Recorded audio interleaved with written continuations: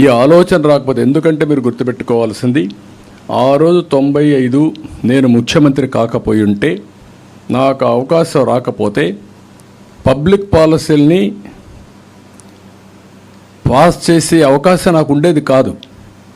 నేను ఆ రోజు ముఖ్యమంత్రిగా ఉండి పబ్లిక్ పాలసీస్ని అమలు చేశాను కాబట్టి హైటెక్ సిటీ కట్టగలిగాను. ఐటీని పెద్ద ఎత్తున ముందుకు తీసుకుపోగలిగాం. లేకపోతే రిఫార్మ్స్ అనేది తీసుకొచ్చాం, వెల్త్ క్రియేట్ చేశాం.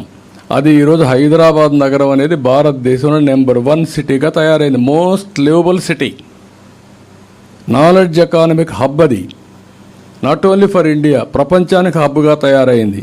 మీరు బయోటెక్నాలజీ తీసుకోండి. ఎవరు ఊహించారు ఆ రోజు తెలుగుదేశం లేకపోయి ఉంటే, ఏదైతే బయోటెక్నాలజీ పార్క్ రాకపోయి ఉంటే, భారత బయోటెక్ అని కంపెనీ పెట్టకపోయి ఉంటే కరోనా వ్యాక్సిన్ తయారు చేసేవాళ్ళం మనం. Is it not pride for the country? ఇలాంటి ఒకటి కాదు, కొన్ని వందల మార్పులు తీసుకొచ్చాం.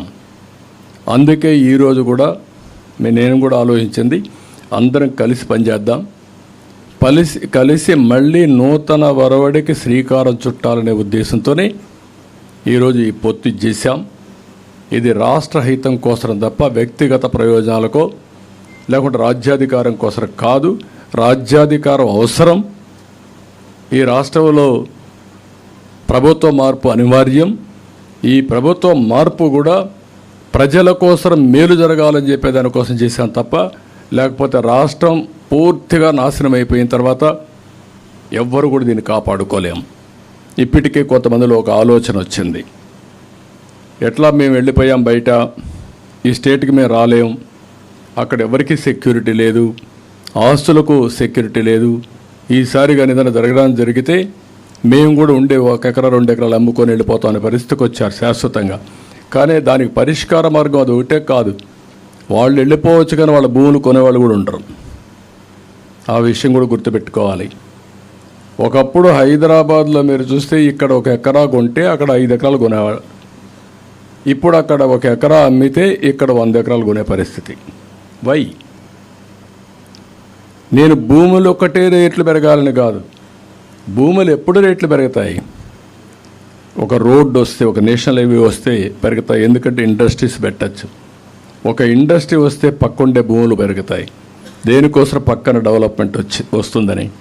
లేకుంటే ఒక టౌన్షిప్ వస్తే పెరుగుతాయి. ఇట్లా వేరియస్ అభివృద్ధి కార్యక్రమాలు జరిగితేనే భూములకు రేట్లు పెరుగుతాయి. హైదరాబాద్లో భూములకి ఒకప్పుడు నేను చూస్తే హైటెక్ సిటీ ఏరియాలో ₹1,00,000 ఎకరా.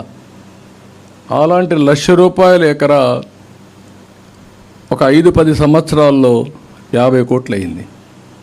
అంటే ఎన్ని రెట్లు పెరిగింది? 5,000 రెట్లు పెరిగింది. అది డెవలప్మెంట్. దానివల్ల రియల్ ఎస్టేట్ వచ్చింది, కంపెనీలు వచ్చాయి, పర్చేసింగ్ కెపాసిటీ పెరిగింది, వ్యాపారాలు పెరిగాయి, ఇన్నోవేషన్ వచ్చింది, స్టార్టప్లు వచ్చాయి. ఆ ఎకో సిస్టమ్ వచ్చి ముందుకు పోయే పరిస్థితికి వచ్చారు. అందుకే ఈరోజు నేను మిమ్మల్ని అందరినీ కోరేది, ఈ ప్రభుత్వం చేసే హింస, దాడులు, అక్రమ కేసులు, కబ్జాలు, దొంగ ఓట్లు, పోలింగ్ అక్రమాలు, ఇవి వీళ్ళు చేసే పని.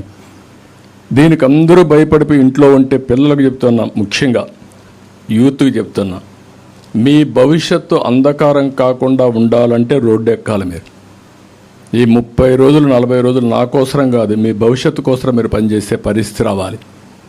ఇదేదో చారిటీ కోసరం కాదు, ఏదో ఒక పార్టీ అధికారంలోకి వస్తేనే కాదు.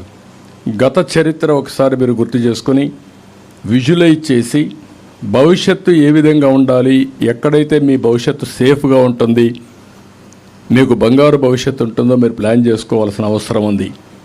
ప్రభుత్వాలు మాకు ఏంటి సంబంధం, ఏ ప్రభుత్వం వస్తే మాకేంటి అనే ఆలోచన చాలామంది పిల్లలకు ఉంది. అది కారణం మీరు అవేర్నెస్ లేకుండా పోవడం. అవేర్నెస్ రానంత వరకు మన పిల్లల భవిష్యత్తు కానీ అందరి భవిష్యత్తు ఎట్లే ఉంటుంది. ఎప్పుడు కూడా వెల్త్ క్రియేట్ చేయడం కానీ, ఎంప్లాయ్మెంట్ జనరేట్ చేయడం కానీ, సుపరిపాలన ఇవ్వడం కానీ, సమాజంలో మీరు గుర్తుపెట్టుకోవాల్సింది ఒక సుస్థిరత ఇవ్వడం in all aspects. Security fundamental principal. Government ఎప్పుడైనా సరే సెక్యూరిటీ ప్రొవైడ్ చేయాలి.